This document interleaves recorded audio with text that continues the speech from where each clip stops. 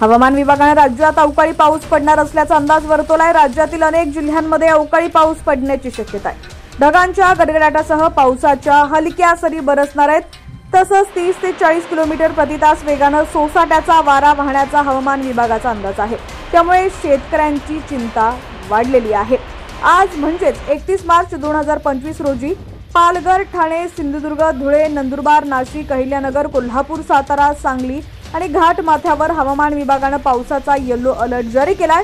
या ठिकाणी पावसाच्या हलक्या सरी कोसळण्याची शक्यता आहे। बातमी सविस्तर जाणून घेऊया। त्याआधी तुम्ही HPN मराठी न्यूज चॅनल पहिल्यांदाच पाहत असाल आणि अजूनही चॅनलला सबस्क्राइब केलेलं नसेल तर नक्की सबस्क्राइब करा, जेणेकरून आमचे अपडेट्स लवकरात लवकर तुमच्यापर्यंत पोहोचतील। उद्या म्हणजे 1 एप्रिल 2025 रोजी ठाणे, रायगड, रत्नागिरी, सिंधुदुर्ग, धुळे, नंदुरबार, जळगाव, नाशिक, अहिल्यानगर, पुणे, कोल्हापूर, सातारा, सांगली, छत्रपती संभाजीनगर, जालना, बीड, अकोला, अमरावती, बुलढाणा, वाशिम या जिल्ह्यांसाठी हवामान विभागाने पावसाचा येलो अलर्ट जारी केलाय। सध्या जिल्ह्यात अनेक भागात ढगाळ वातावरण असून प्रचंड उकाडा वाढलाय। अवकाळी पावसाच्या शक्यतेमुळे कोकणातील शेतकरी चिंतेत सापडलाय। दरम्यान पावसाच्या शक्यतेमुळे कोकणात काढणी केलेला आंबा, काजू बी, कडधान्य व सुपारी सुरक्षित ठिकाणी ठेवण्याच्या सूचना देण्यात आलेल्या आहेत।